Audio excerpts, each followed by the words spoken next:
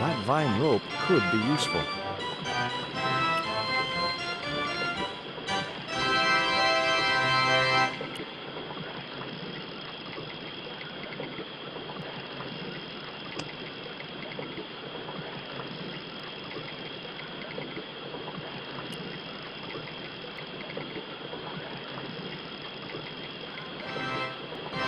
I placed the bank statement over the damp leaves.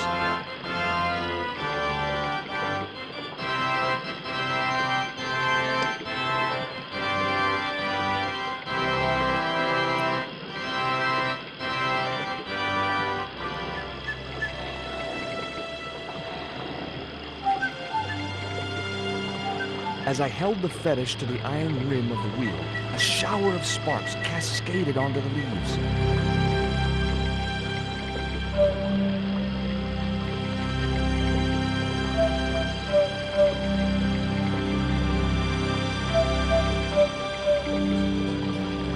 Quick, man! Put out that fire! I've got a sick woman up here! Sorry, Father, but I needed to attract your attention.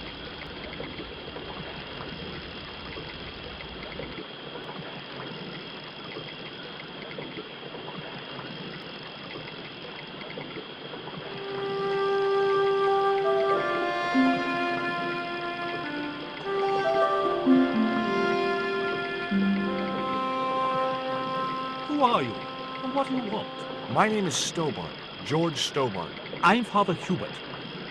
I don't suppose you speak French. Huh? Why do you want to know that? I found a young woman with a fever by the river this morning. The poor girl is close to death, and there's nothing I can do for her but pray. I don't understand her, but I think she's speaking French. Hang on. That must be Nico.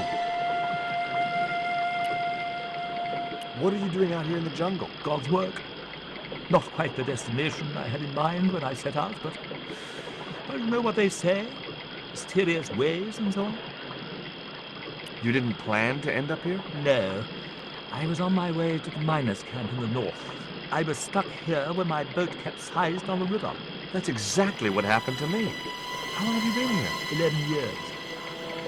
That's my girlfriend you've got in your treehouse. What's the matter with her? She's been bitten by a venomous river snake. But can't you do something for her? There's a cure, isn't there? I ran out of penicillin and morphine years ago, but the local people speak of a root which they believe will counteract the poison. Where can I find this root? I don't know, but maybe the shaman at the village can tell us. Will you show me the way to the village? Me? Oh, but I can't. Can't? Nico's life depends on it. You're right. Of course I should, despite my own guilt and shame. But I can't go as a representative of God with a creased collar. A creased collar? You mean you put your personal attire higher than the life of a sick woman? I will not go to that village looking anything but my best. Give me your collar. I'm sure I can find a way to press it. Thank you, my son. In the meantime, I must contemplate my sermon. There was obviously more than a creased collar bothering the priest.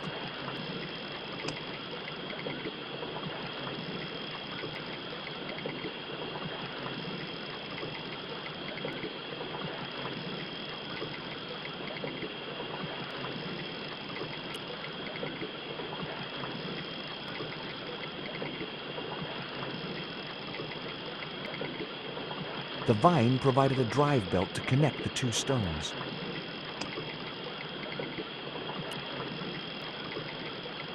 So there I was, hundreds of miles from civilization, doing the housework for a priest. It's a strange world.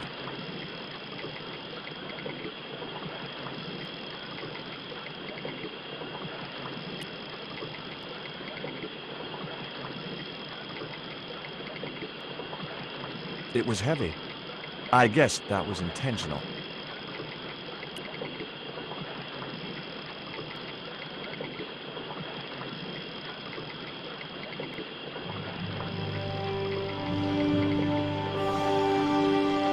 The press worked surprisingly well on the collar.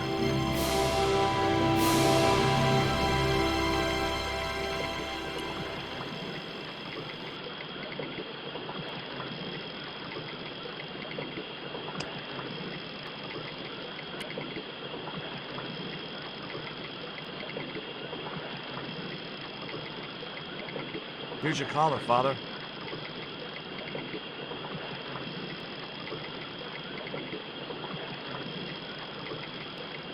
Thank you, George. You'd probably think it a little odd of me to make such a fuss.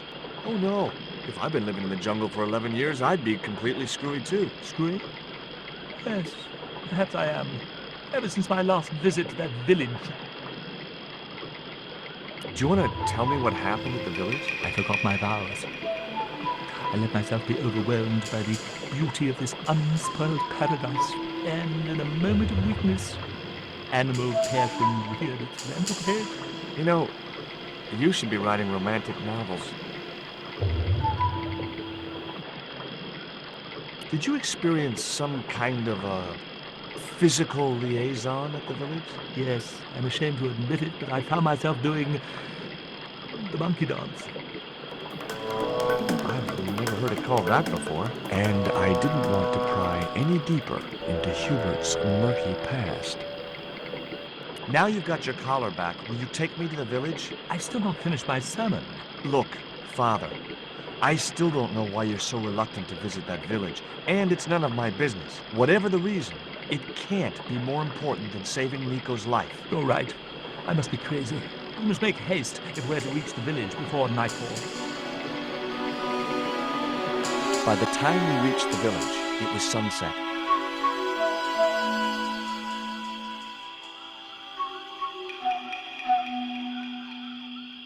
Hello, boys. Glad to see you're still wearing the underpants. What? They're the best Christmas present we ever had, Father. Mine are too tight. Well, we all have our cross to bear. This is George. He has a request to make. I'm afraid I can't stay. Good luck, George.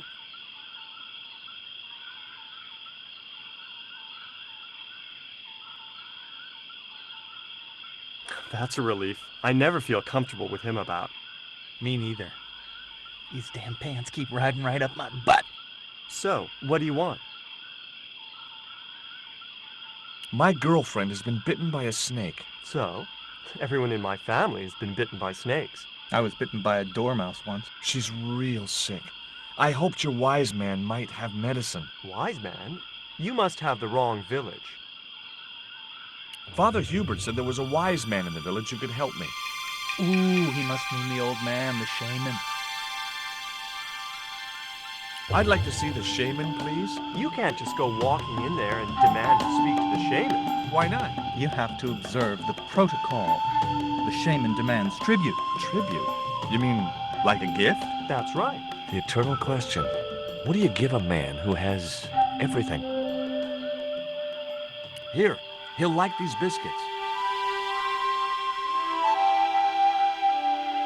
If you say so.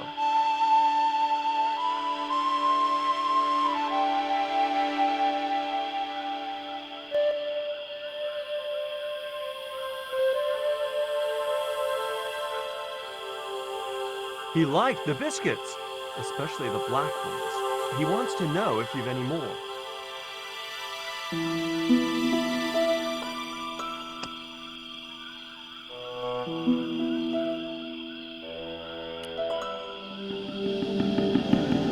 I put the Mayan stone in the empty box.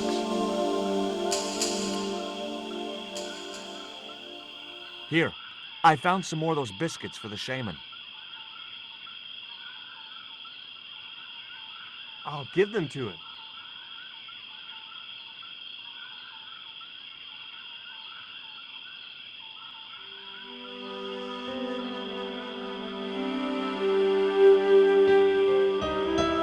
The shaman wants to talk to you. I hoped he would. Well, it's been nice to talk to you guys.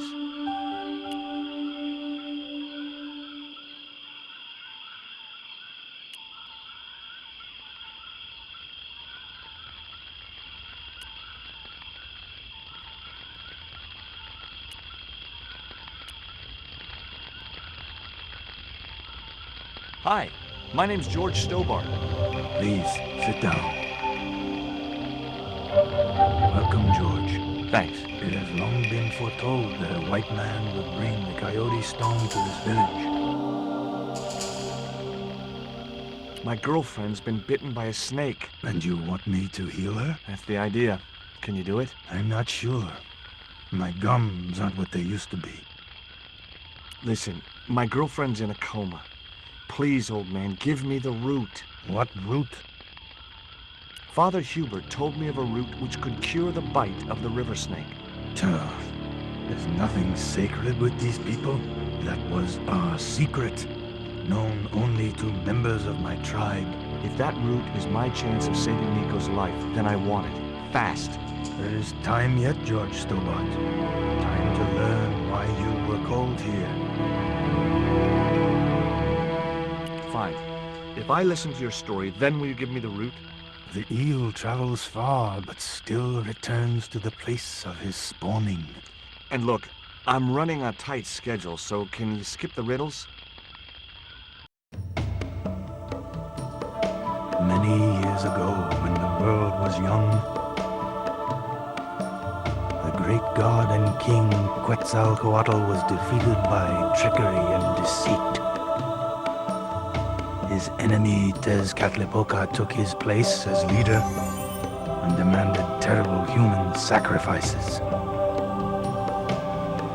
A group of loyal priests found a way to trap Tezcatlipoca. But his powers were so great, they knew he would not remain trapped forever. His time of incarceration would end with the eclipse, which marked the close of the Fifth Age. So the priests fashioned 3 obsidian stones which contained the power to seal the mirror for all time. But before the stones could be put in place, they were seized by the invading Spanish. But how did they trap Tez, the evil god? They built a pyramid which they told Tezcatlipoca was dedicated to him. At its center, they fashioned a huge mirror, perfectly smooth obsidian. Luring him into the pyramid with praise and flattery, they used sorcery to ensnare him in the mirror. There's an eclipse of the sun due very soon, isn't there? Correct. The eclipse which marks the ending of the Fifth Age will come before the next full moon. Less than 2 weeks. I didn't really believe that Tezcatlipoca would return, but I figured Karzak's plans were in some way connected. Suppose I was to believe there was anything in your story, other than the rambling delusions of a seriously wacky old man. Suppose I was to swallow it, hook, line, and kitchen sink. What then? Then you would see that the fate of the human race rests upon your shoulders. Do I get anything to help me combat Tezcatlipoca? Like what? Well, a magical weapon? Get real, George. Why is Father Hubert so reluctant to visit the village? I don't know. He used to come here a lot, but then he just stopped. You'd think he'd want to spend some time with his kids. Did you say Father Hubert has kids? 3 girls and 5 boys by my reckoning, all conceived in the same week at the Feast of the Monkey Dance.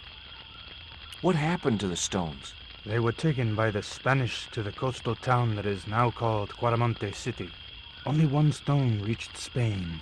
The other 2 fell into the hands of buccaneers. The Jaguar stone was captured by an English captain, El Draco. The Eagle stone was taken by a pirate called Ketch. The 3rd stone, the Coyote stone, reached Spain safely. That is the stone in your possession.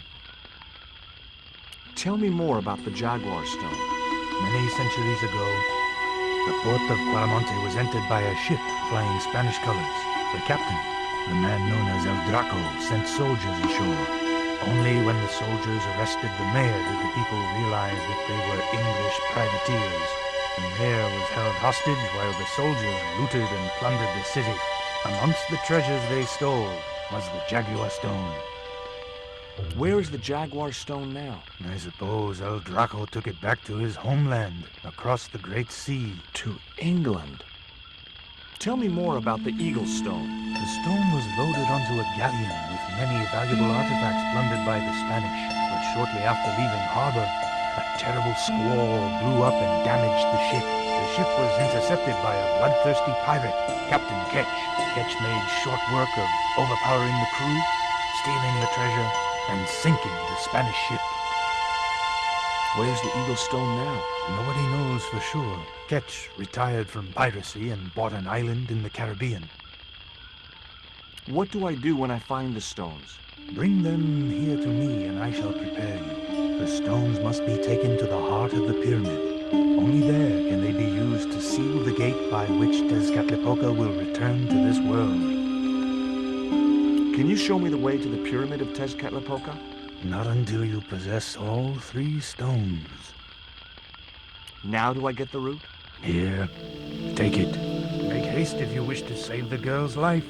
The hummingbird sings to me of death to come. Now you're talking in riddles again. Listen, is it okay if I crash here?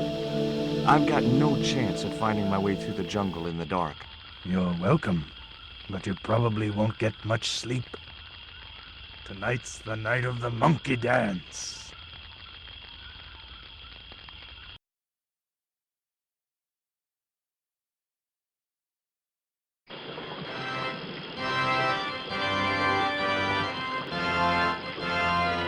I left the village at dawn and stumbled back through the jungle in a post-party daze. It was just like sneaking back to my parents' house when I was younger. Except Oakland didn't have monkeys or parrots.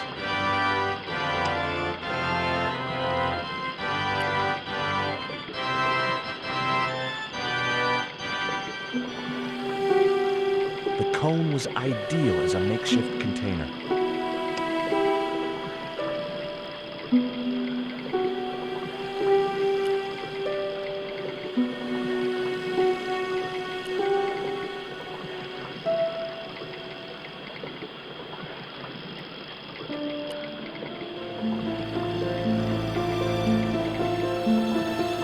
As the liquid was squeezed from the root, it collected in the cone.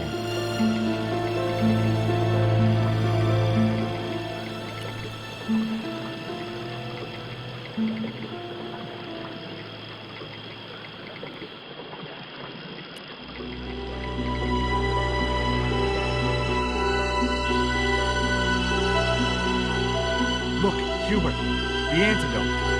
What are you waiting for? Get it there, quickly.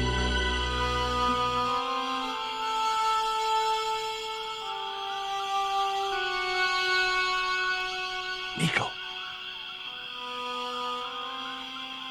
Here, drink this. Oh, George, it's horrible. Just swallow it down. Okay, try and rest now, darling. You'll need all your strength when we go after the other 2 stones. Other stones? What other stones? What have you gotten me into now, George Stobbart? The patient is sounding more like her old self already.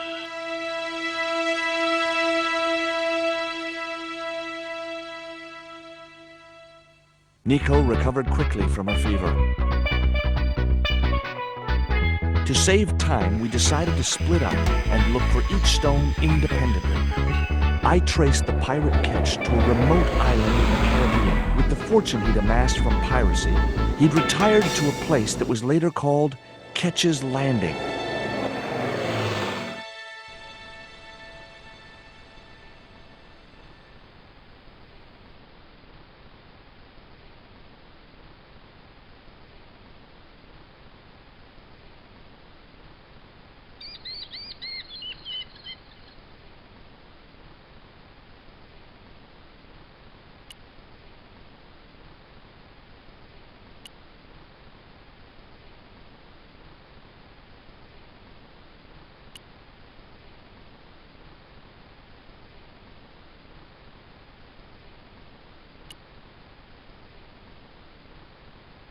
I recognized the instrument as a theodolite, but I had no idea how to operate it.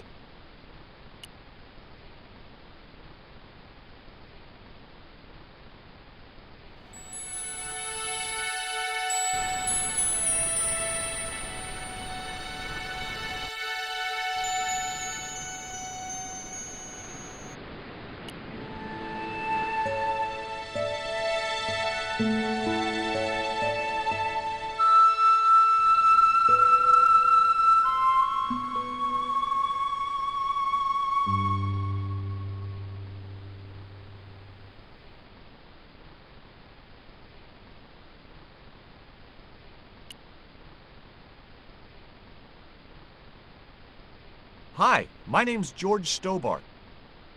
Good afternoon, Mr. Stobbart.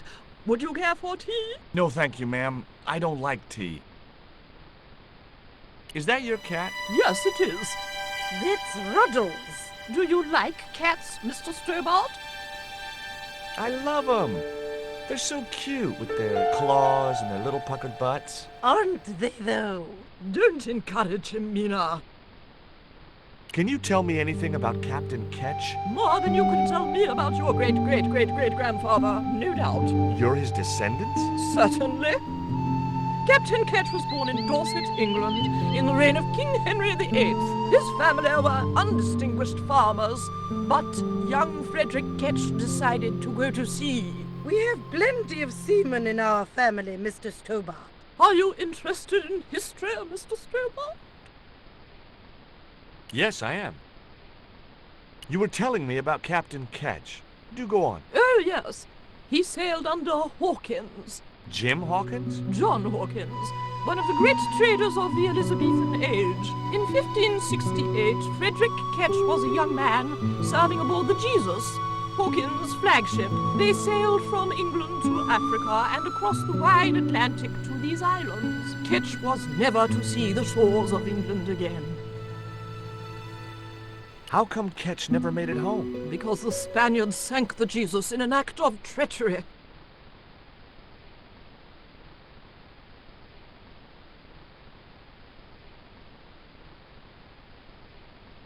You said Hawkins' fleet traded between Africa and the Indies. What was it they were trading? Black men with no shirts. You have to understand, Mr. Stobbart, that this was the 16th century. But that doesn't alter the fact that Hawkins and Ketch were slavers and pirates. Would it surprise you to learn that Hawkins was also a devoutly religious man? He transported slaves in a ship named after Jesus Christ. In my book, that makes him a hypocrite. What happened to Ketch? Was he killed? Oh no, he got away and returned to this island, to this very house. The Frederick Ketch Memorial Museum. It's a museum? That could be just what I'm looking for. Is it true Frederick Ketch was a pirate? Frederick Ketch was emphatically not a pirate. They hanged him, you know, down there on the beach in front of his family. Didn't bother with a trial, just whipped him out from his breakfast table and hoisted him up in chains. Well, if he wasn't a pirate, what did they hang him for? Envy. Pure green-eyed envy. He had been a successful privateer, you see, and had accumulated great wealth. As rich as a mink in a paddock. Shut up, Mina. Yes, Frost. The small-minded governor and his lackeys wanted his money, trumped up some ridiculous charge about breaking the conditions of his letter of marque, and hanged him like a common thief. The blackguards! Letter of marque? The document that permitted him to engage and destroy the enemies of the crown. The difference between a lawful privateer and a pirate. Yoo-hoo! Sorry, Frost. Well, why didn't Ketch just say, "Take a hike, guys, I've got a pirating license"? Frederick Ketch was not a pirate! But he did show them his letter of marque. But they destroyed it and hanged him anyway.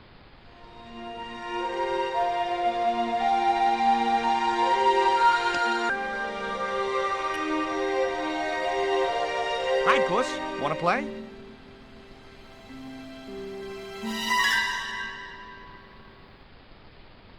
Hey, cat. Watch where you're putting those claws.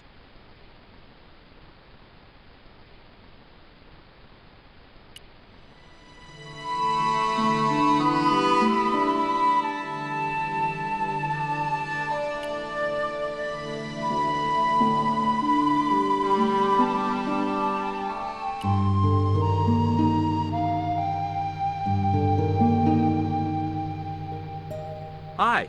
Is this Ketch's Landing? Yeah, man. You wanna buy some fish? Nah, I don't like fish. What's your name? Rio. It means river. What about you? George. It means, well, it's just a name. What do you know about Captain Ketch? Just what everybody knows around here. He was a pirate and get himself hung. No school today? No, sir. What about your education? I can fish, sail, and swim. I've been looking after myself since I was 6, and I'm bilingual. Aren't you a little overqualified for a beach bum? Well, you know, there's a lot of competition. Do you know anything about pirate treasure? Man, that's all stories. There's no such thing as a real pirate treasure.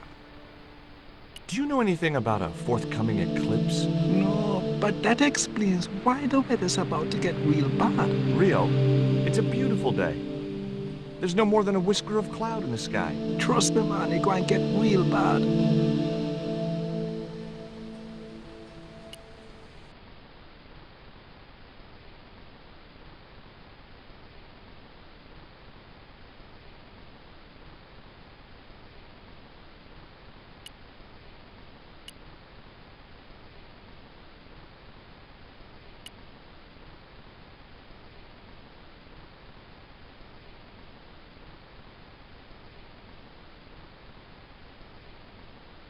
My name's George Stobbart.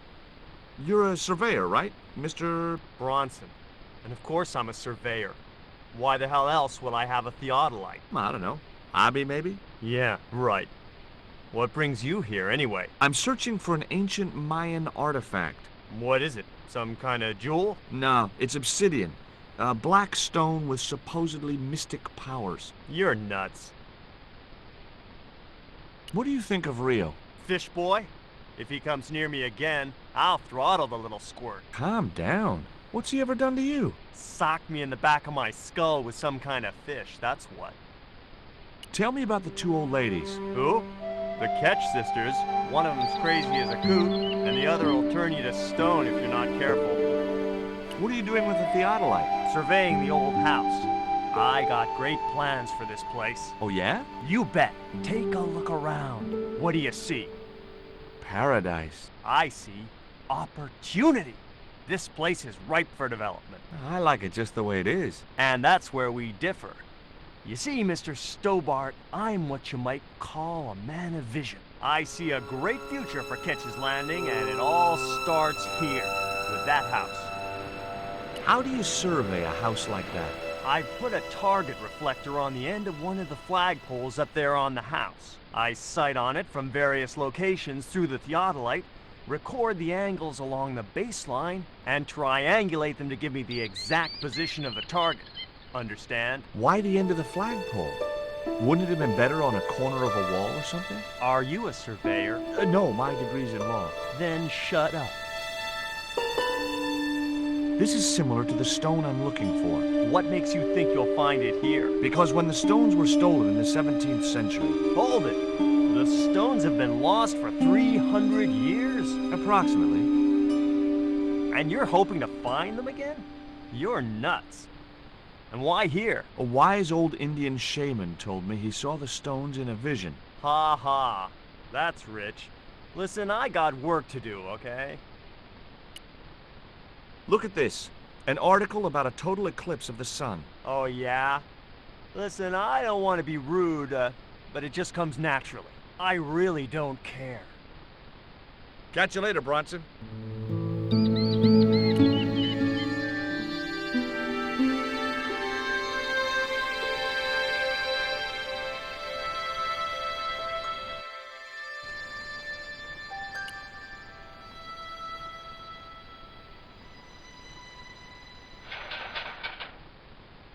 The ladder extended easily.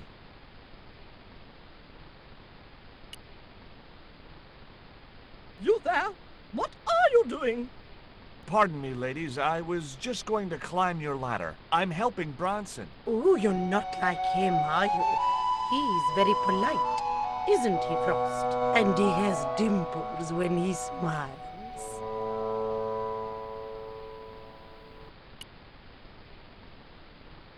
Get down! Sorry. The windows were way out of reach.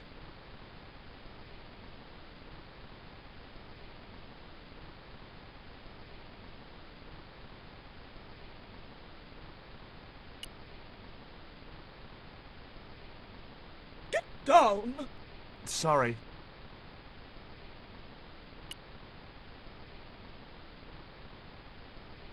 It was locked. The house is closed. How come? It is undergoing refurbishment. Oh, of course. This must be the place Bronson's surveying. The intention is to prepare the museum for the new century. The Frederick Ketch Memorial Museum. It would look nice in neon. A museum for a pirate? There was a stony silence. As I have already told you, sir, he was not a pirate. It's precisely this sort of vile misrepresentation that Mr. Bronson is seeking to rebalance. Oh? How? Mr. Bronson has kindly agreed to undertake the museum's refurbishment at a very reasonable price. He understands the importance of a sense of history. Funny. That's not the impression I got of Bronson at all. He also understands spherical geometry. Mina? Well, he does. Listen, ma'am. I came a long way to visit this place. If we make an exception in your case, everyone will want to get in. Pardon me, but I didn't exactly have to fight my way through the crowds. You're the second visitor we've had today. No, I'm sorry, but it's impossible.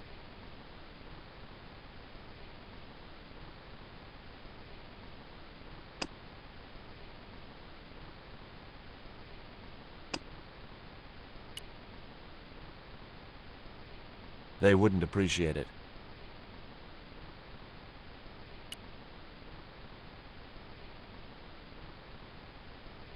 The window was locked.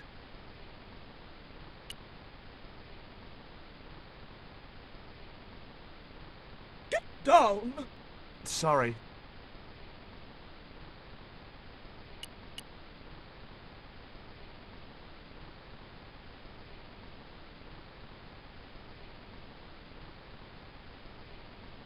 You're really fond of that cat, aren't you? He is our companion and our solace. I thought about catnapping the little monster until they let me in, but it wasn't my style. Maybe there was some other way I could use their affection for the cat to get me into the house. I've been talking to Rio, the little fisher boy. I'll thank you not to mention that little wretch in my presence. Dirty little whelk.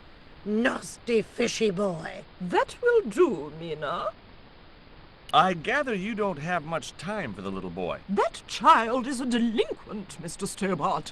Yeah, well, he's only, what, 11, maybe? A knave with one hand on the tops. What is it about Rio that you don't like, Miss Frost? Well, once upon a time, he and Emily... Be quiet this instant, Mina.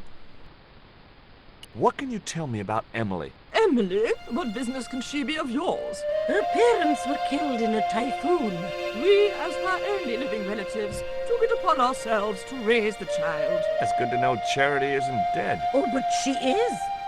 Washed overboard in the typhoon. Mr. Stobbart wasn't talking about Emily's mother. He was being sarcastic. What else can you tell me about Emily? How dare you pry into our family in this way? I refuse to answer any more of your impertinent questions. Okay, it was time for diversionary tactics. I thought I saw a little girl down on the beach. You must be mistaken. He must be mistaken. Mustn't he, Frost? I'm sure I'm not. A little girl and that young fisher boy. What? It's not possible. What were they doing? Oh, the kinds of things that all little boys and girls get up to at their age. When I was a little girl, we used to play cows and milkmaids. Woe betide you if you're lying to us, Mr. Stobbart. Heaven help you.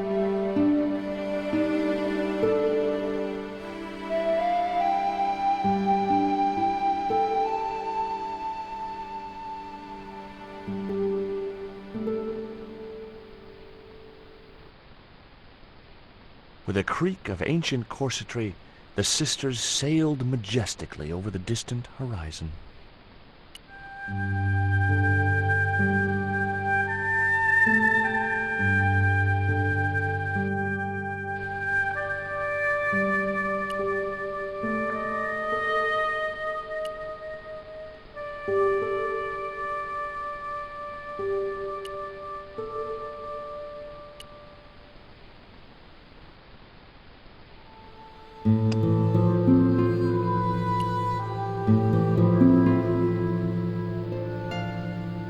What you got there?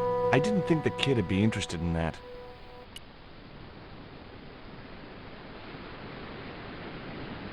Can you let me have a fish, kid? I thought you said you don't like fish. It's not for me. It's a present. For the old ladies? Well, it makes a change from flowers and candy. No, it's for their cat. Okay. What do I get out of it? I can pay you. I've got Quaramontian dollars, French francs, and traveler's checks. You must be joking. The nearest bank is 3 islands away. Is this worm worth a fish? Could be good bait. How did it die? I think it drowned in tequila. Just like my Uncle Gabriel. Yeah, I'll have that. Okay, I'll get you a fish. It might take a while though.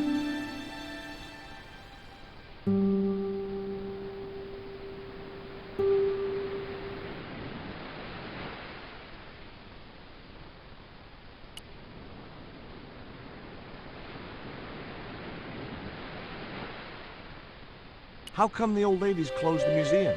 It's Branson's doing. He made the plans for redeveloping the museum. They kind of regret it, you know. The man's a crook. Tell me about your friend Emily. Why are you so interested in Emily Ketch? Emily Ketch?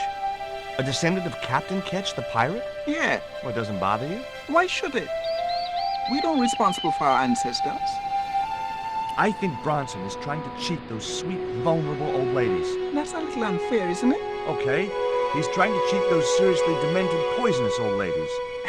You have to admire his acumen.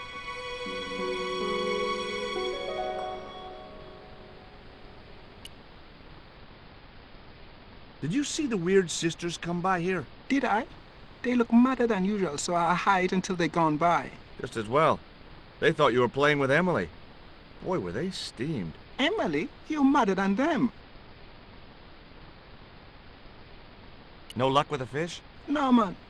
They don't want bite. That's 'cause they know there's a storm brewing. Storm? I don't think so.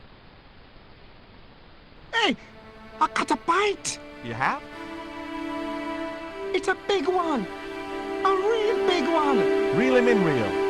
Jeez, it must be a whale or something.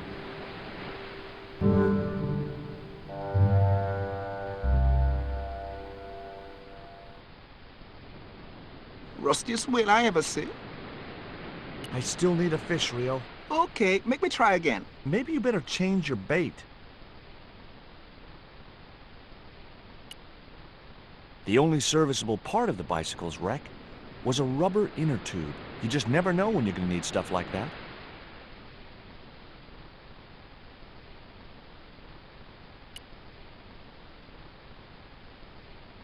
There's your fish, my man. I can't put it in my pocket while it's flapping about like that. No problem.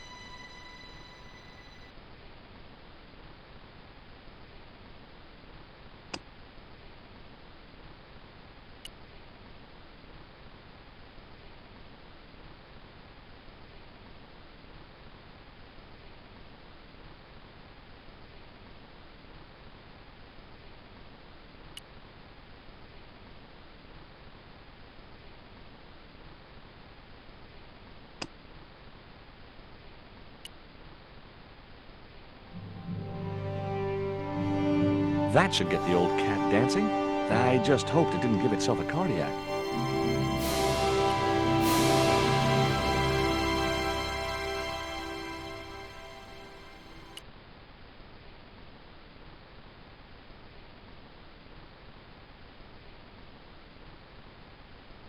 I didn't have a flat.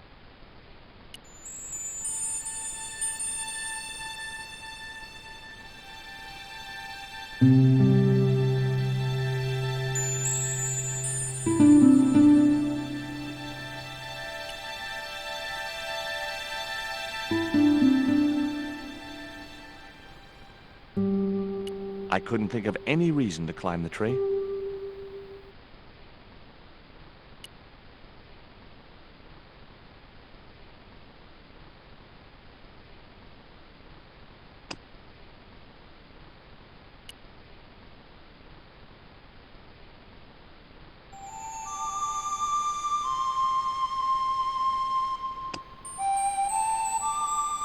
I put the ball in the catapult. Took aim. Yes! Okay, so it was a lucky shot, but I'd knocked the theodolite target clean off the end of the flagpole.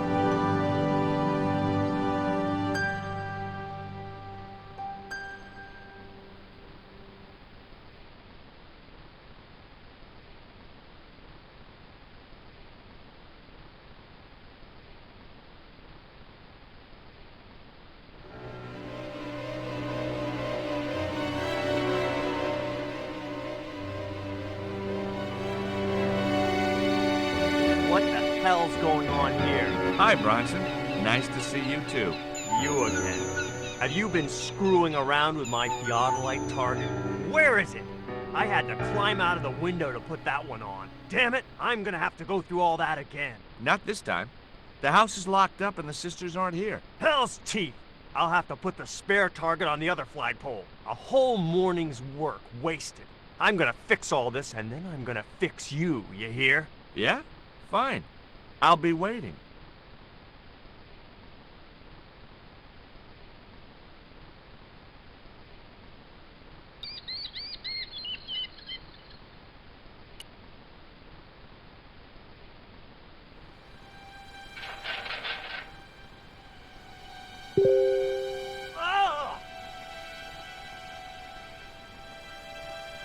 What you doing, Bronson? Just hanging around? I'm gonna kill you for this, Stobbart! Get me down from here! What, so you can kill me? Gee, you talked me out of it, Bronson. I felt a little guilty about leaving Bronson up there, but not much, obviously. The marker was a bright, shiny thing, and I have a weakness for bright, shiny things. It wasn't going to be much use without the theodolite, though.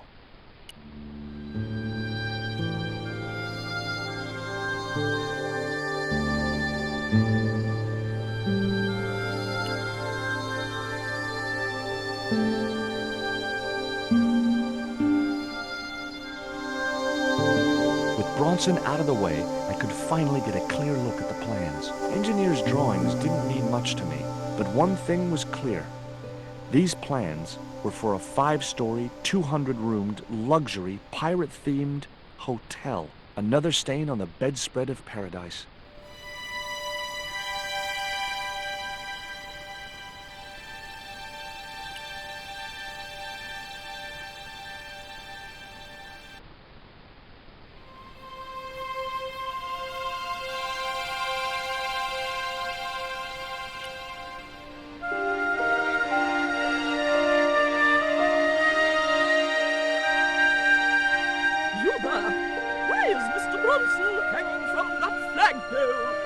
He climbed up there of his own accord. Then help him, you stupid man! Quickly, before he falls!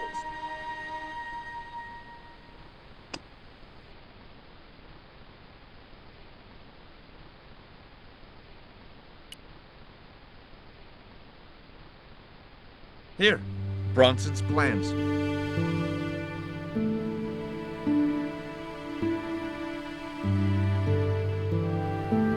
This means nothing to me. She's not wearing her reading glasses. Ah, wait. Yes, I see now. I see it all too clearly. That man is planning to build a huge hotel. Bronson is a confidence trickster. Mina, we have been duped. I'm glad we didn't sign his contract. Oh, I hate tricksters, especially confident ones. Come, Mina.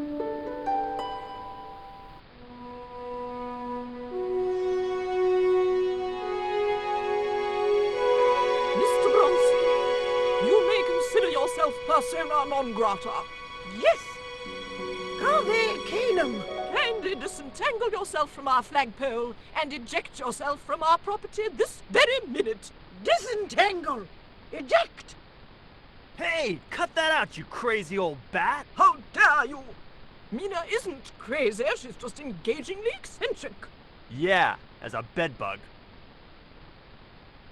Ouch! Lovely as this little vista is, I'd be really grateful if you could let me into the museum now. Certainly, young man. We are most grateful to you for exposing this scoundrel, Mina the Lock.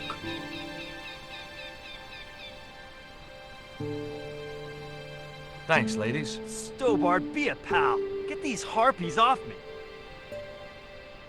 Ooh!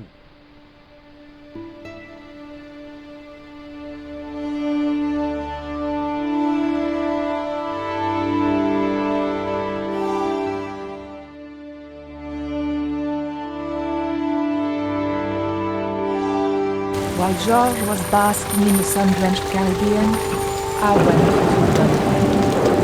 It was a long shot, but I thought I'd start my search for the Jaguar Stone at the British Museum.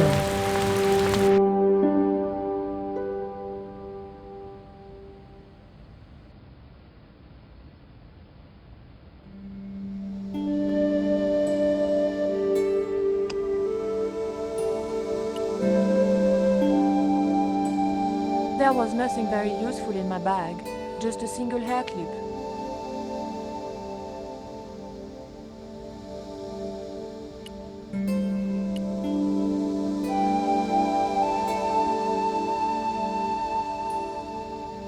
It was a stone identical in size and style to the Coyote stone. However, this stone bore the image of a jaguar.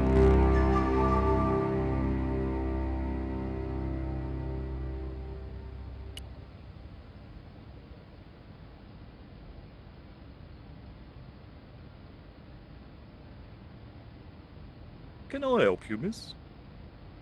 Have you ever heard of an English sea captain called El Draco? El Draco? Not a very English name. I think that's what the Spanish would have called him. It was about the time of the conquistadors. 16th century. Oh, I know. That's what the Spanish called Sir Francis Drake. Francis Drake? Have you got anything here that belonged to him? Indeed, miss. We have a couple of artifacts he brought back from one of his journeys.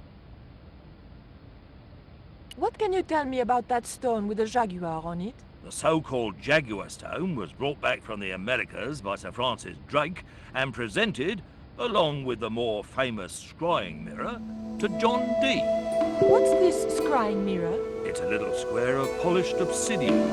Mine it is. And what does it do? Well, it's a bit like a crystal ball, except flat and black. And you can't see anything in it. Old man Dee had a psychic who reckoned he could speak to the angels through it. I think he was taking Dee for a ride himself. The old loony didn't like the stone, though. Reckoned it was tainted by the devil. Come along, miss. I'll show you the mirror.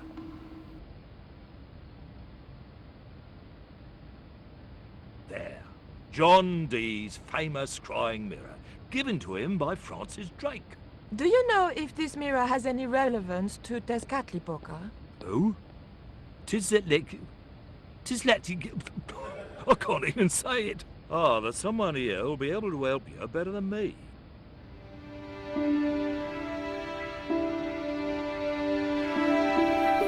This young lady has some questions to ask, Professor. I think she's from France. Professor Roubillet? Yeah? What? You two know each other, do you? Excuse me, the telephone.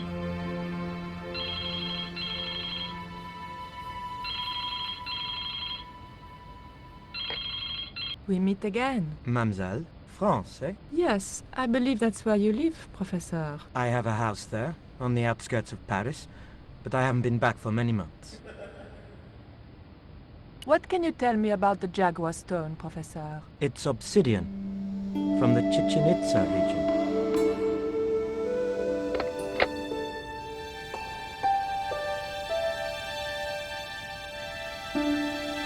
Professor Roubillet, your taxi's here. If you'll excuse me, I have some urgent business to attend to at the docks.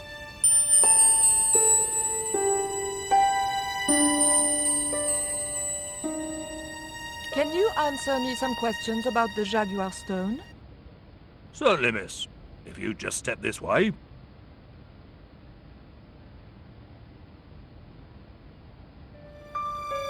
It's gone. Some sods half-inched it. Half-inched? Stolen it, miss. Never mind. The silent alarm will have been tripped. I'm afraid nobody can leave until our crack security team gets here. How long will that take? Could be a while. I think it's their tea break. The thief could be miles away by then. Don't you worry about that, miss. Just don't try to leave. It was too much of a coincidence that Oublier showed up and the stone promptly disappeared. I didn't have time for their crack security team to finish their tea. I had to get after him.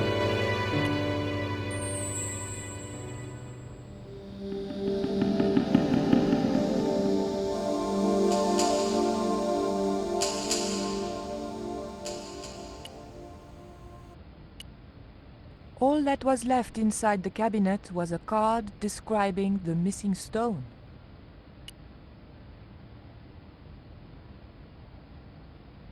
I didn't steal the stone. I was nowhere near it. So who do you suppose did steal it? It must have been Oublier. Huh! Begging your pardon, but he's a man of letters. A professor. So was Moriarty. Man of letters or not, he's your culprit. Don't you think it's suspicious that Oublier has urgent business at the docks? Not in the slightest, young lady. He's gone to oversee the unloading of cargo. An exhibition of Mayan sculpture on loan from Mexico City. What's the name of the ship? The Xibalba Princess, moored down by Tower Bridge. Why do you ask? Just wondering. Look at this. The thief left this key in the cabinet. Oh dear. Oh dear, oh dear, oh dear. That makes the theft an inside job, right? Oh dear. In other words, the thief was Professor Oublier. Well, let's leave that for the police to decide, shall we? I better phone them right away.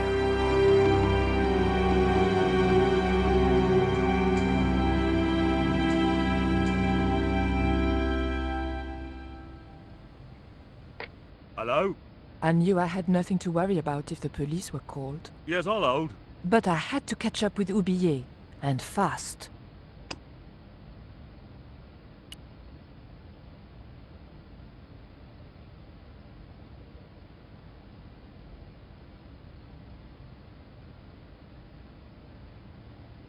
The key unlocked the case.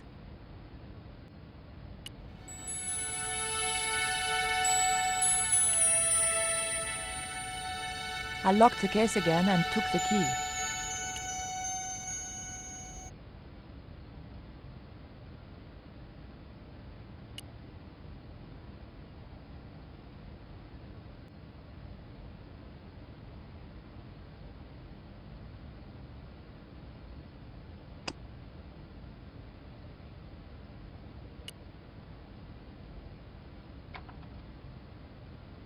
I levered the handle open with the thin dagger.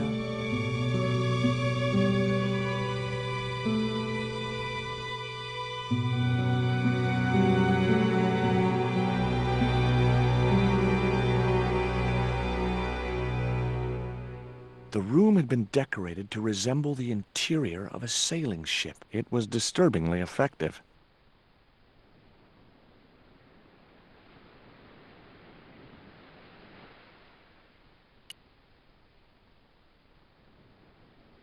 Holding that lantern, I felt kinda biblical. Like Jesus or Florence Nightingale.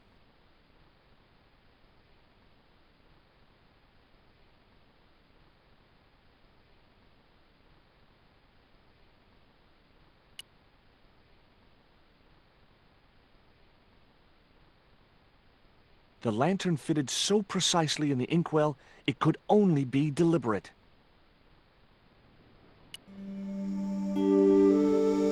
That might come in useful in ticklish situations.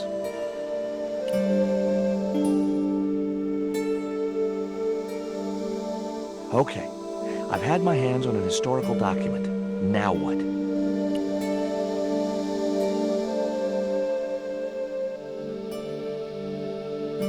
The chart fitted exactly into the recess on the top of the desk.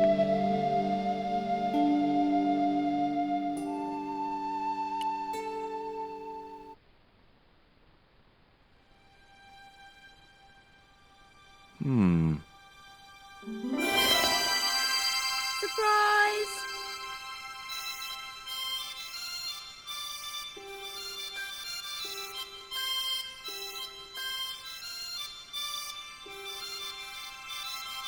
What the? Who are you? I'm Emily. What were you doing in there, Emily? Hiding. What are you doing here? Grown-up stuff. Grown-ups? Pfft, I'm never gonna grow up, I'm not. You shouldn't be here. What's your name? I'm George. Pleased to meet you, Jaws. George. Jaws? Jeez. Make your mind up. What can you tell me about Captain Ketch? That's him on the wall, in the picture. Yeah? Boy, that's interesting. He was a sailor captain. This is his house. Why don't you go play with Rio? I'm not allowed. How come? 'Cause Aunt Frost says I'm not allowed out of the house. That's why, Mr. Nosy Beak. Too bad. Why don't you ask your other aunt if you can play with Rio? Aunt Mina's cuckoo. Aunt Frost says so. She says when the Lord handed out common sense, Aunt Mina was off getting double portions of chin. That Rio's a smart kid. He helped me outwit Bronson. Rio is clever. He can spit ever so far.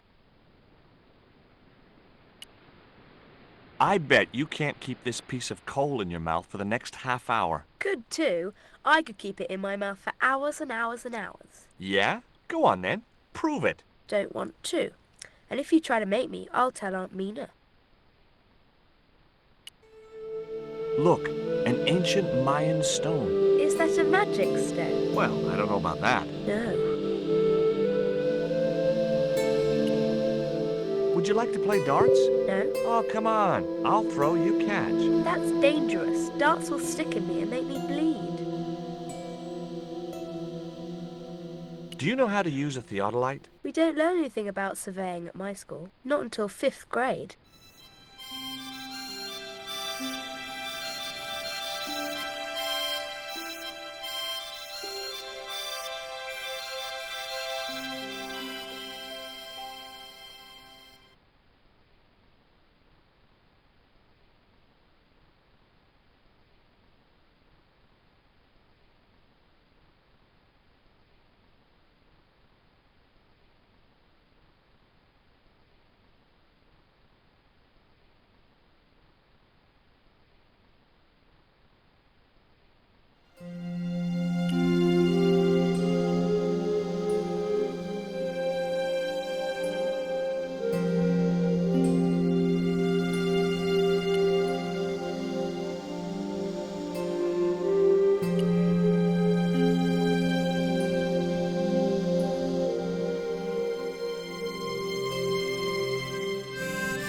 Captain Frederick Ketch, 1570. Around his neck was a cross. Maybe he was a part-time pirate. The portrait might have made a nice souvenir, but it was too large to carry.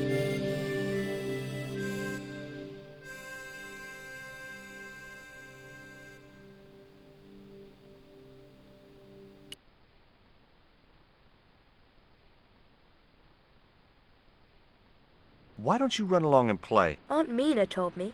Stay out of mischief. Well, that doesn't mean you have to stay indoors, does it? On a beautiful day like today? There's a storm coming. Oh, nuts. You don't know that. I do so. I can see the whole world from the window. Yeah, well, like I said, I'm busy. That cross you're wearing, Emily? It's my lucky Jesus cross. It's just like the one Captain Ketch wore. Uh-huh. Can I borrow it? Uh-uh. What would you trade for that cross, Emily? A puppy. Well, I don't happen to have a puppy in my pocket right now. Can you think of anything else you'd trade? Don't know.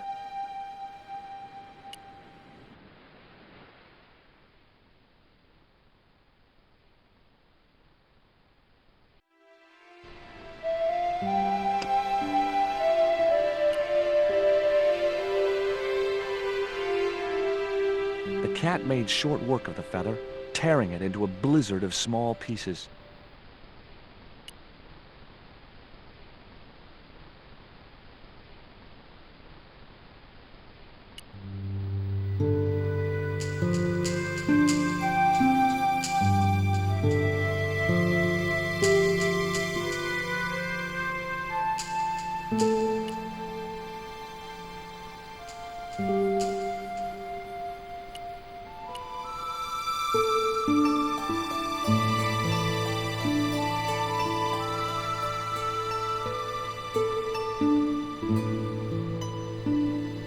What do you give to a small, irritating girl who asks about everything? Try a conch. Delicate colors, interesting shape, and when you put it to your ear, you can hear the sea. Yeah, why's that? Usually because you're standing next to it. Cool. Have you got one? Yeah, but I promised it to my sister. She well vexed with me. Why is your sister mad with you? Well, last night when I got home with our supper, she went wild. Rio, she said, how come all you ever catch is puffer fish? A sicker puffer fish. What I want is tiger fish. So don't bother come back home till you catch one, boy. I don't see how I'm gonna catch no tiger fish. All I have is a fishing pole and a worm. Hey, this is just what you need to make a fly. Thanks. Let's hope them tiger fish hungry. A deal's a deal. Here's a conch.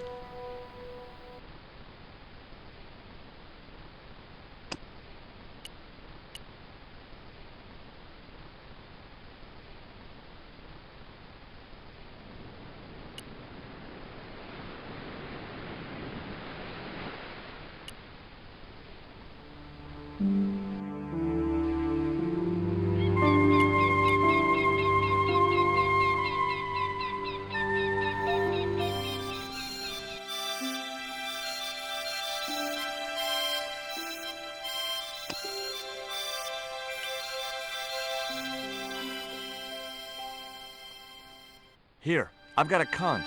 Would you like it? Dunno. Aunt Frost told me never to take presents from strange men. I'm not a strange man. Then why are you called Jaws, Jaws? That's a stupid name. I'm not called... Look, conch, pretty. Swap for the cross, yes or no? Right, this thing's going out the window. Okay, we'll do swapsies.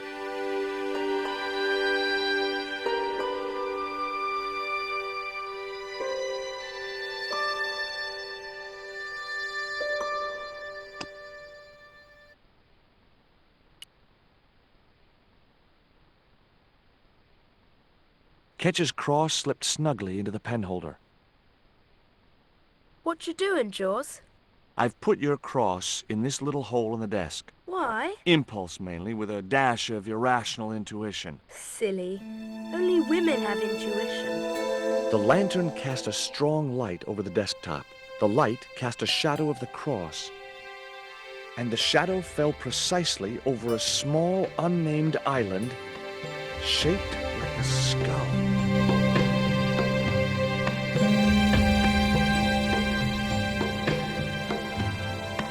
That must be it. Ketch's Treasure Island. Uh-oh. That's Zombie Island. It's a bad place. No kidding? Well, bad place or not, that's my next port of call. Can I come too? The hell you can. I never get to leave the house.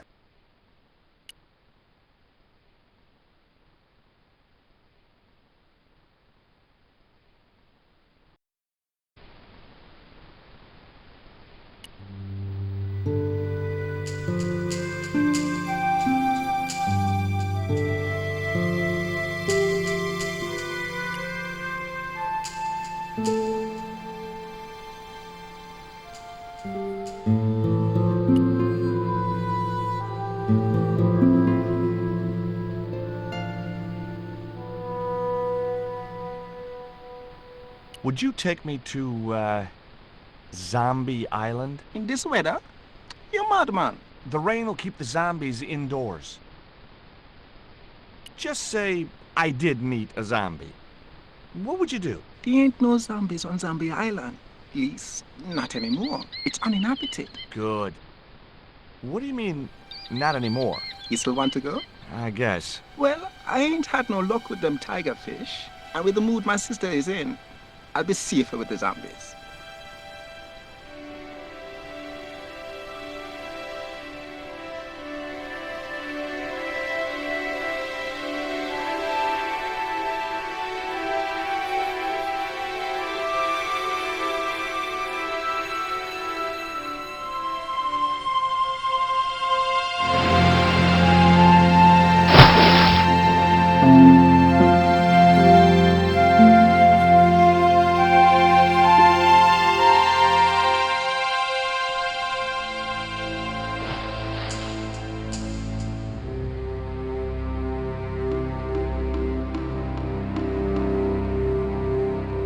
So, this was Zombie Island. Somehow I'd been expecting something more sinister. Come on, Rio. Let's find that treasure. No, thanks. I'm staying right here. Oh, come on. You said yourself there's no zombies left. Yeah, but that was while there was a big pile of seawater between me and this place. All me have now is this little bit between the boat and the shore, and I'm hanging on to it. The outcrop was about the only feature on the cliff face. Rio's boat was strewn with fishing nets and tackle.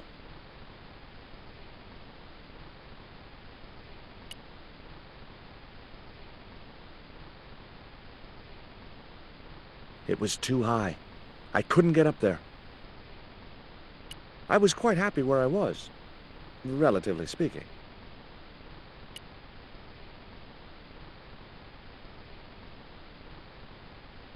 Could I borrow your net? Yeah, man, no problem.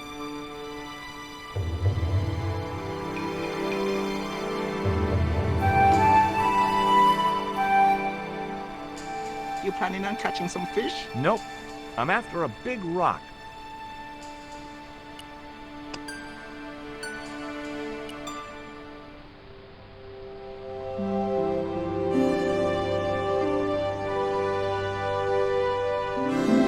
Well, here I go. Wish me luck, Rio. Good luck, George. Watch out for the walking dead.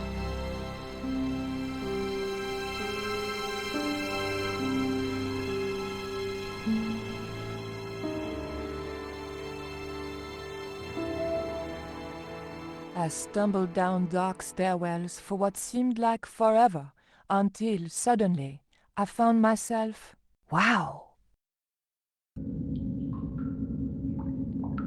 in an abandoned London Underground station. This place must have been closed down decades ago.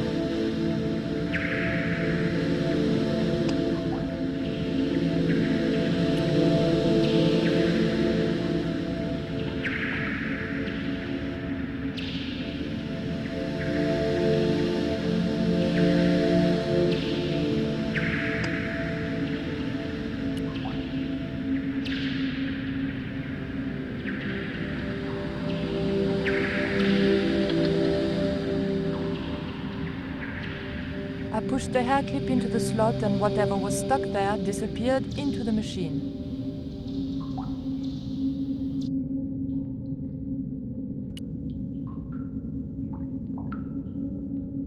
I pulled out an old English penny.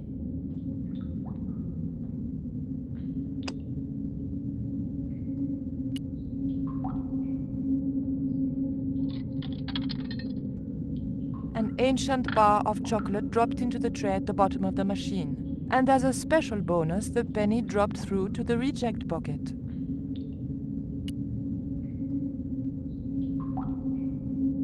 I pulled out an old English penny.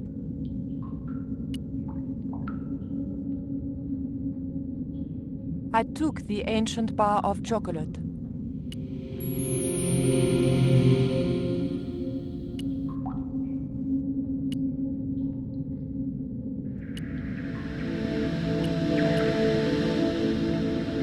A warning sign saying high voltage convinced me to leave the lights alone.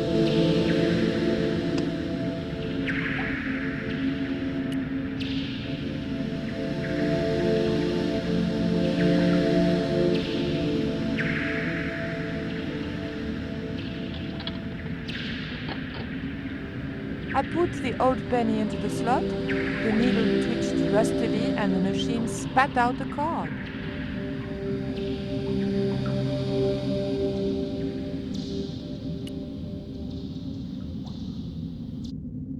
A latch lock stopped me getting into the cupboard.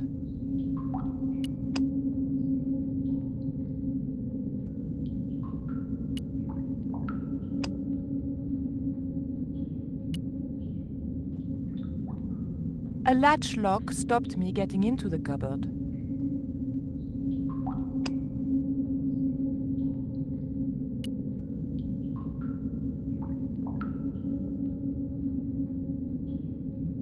The blade of the dagger just fitted between the door and the softwood frame. The door gave slightly and then held firm.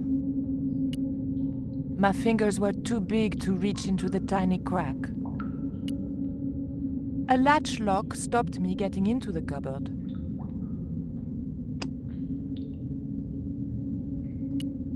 The blade of the dagger was too thick to get... The blade of the dagger was too thick to get into the narrow crack.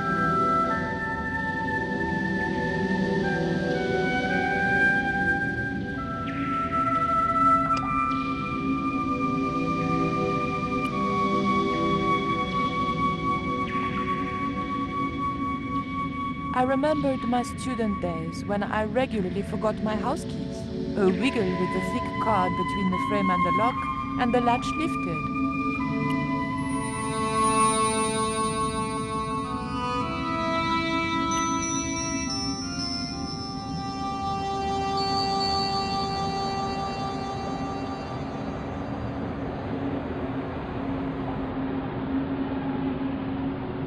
The train was my ride out. I could worry about not having a ticket when I got to the docks.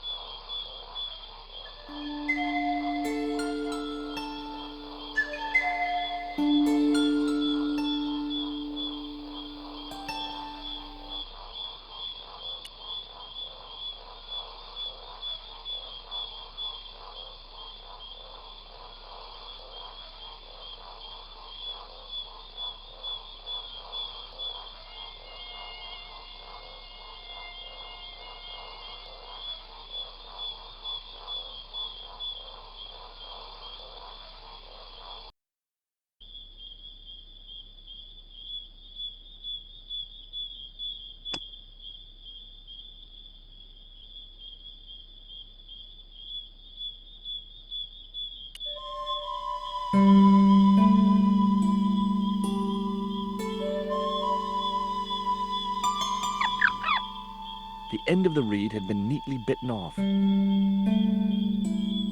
Now I knew what was living in there. A long-toothed, snarling, furry wild thing.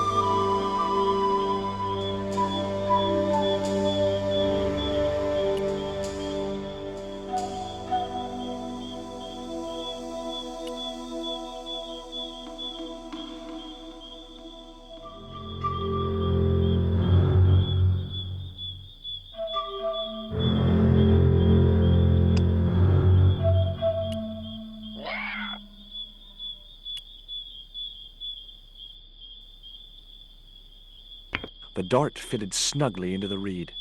Great. I was tooled up and dangerous.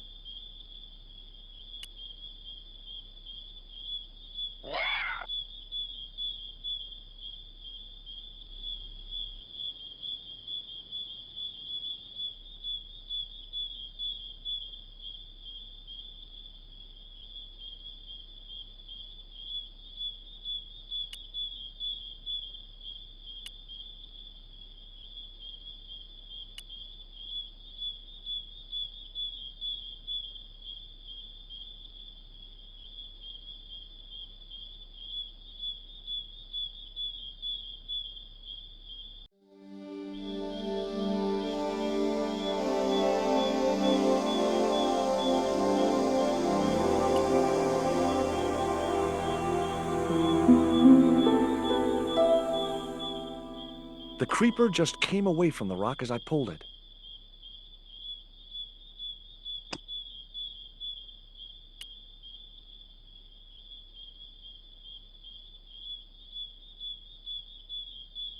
The marker clipped firmly onto the net.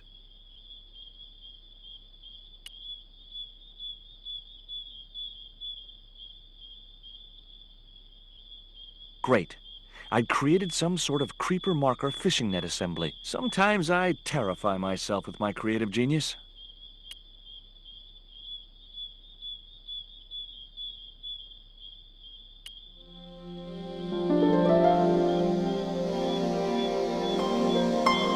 I'd successfully got the marker into a position near the top of the needle simply by using the kind of lateral thinking that can get you institutionalized.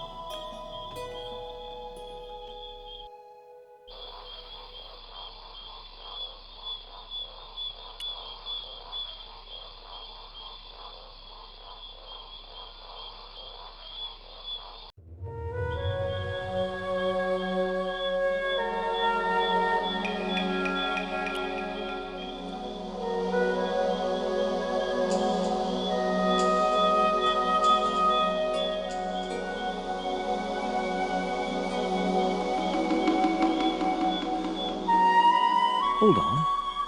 I've been here before, haven't I?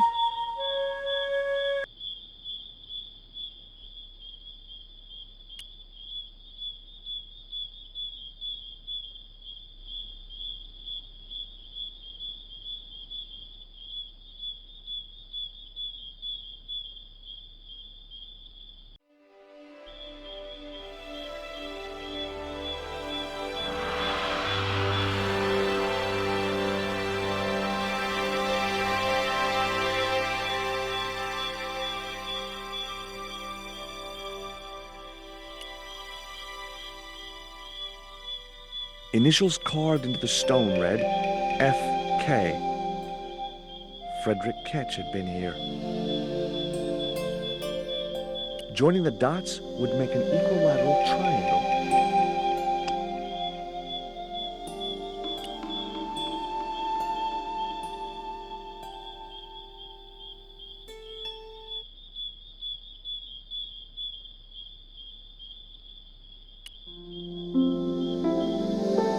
The hill I was on had reminded me of a camel's hump as I'd climbed up it.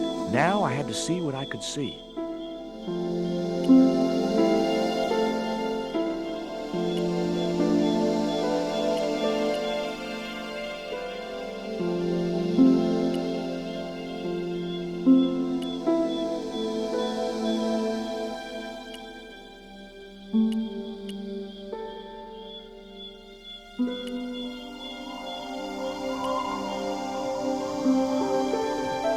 It was the marker which I had raised up the needle of rock.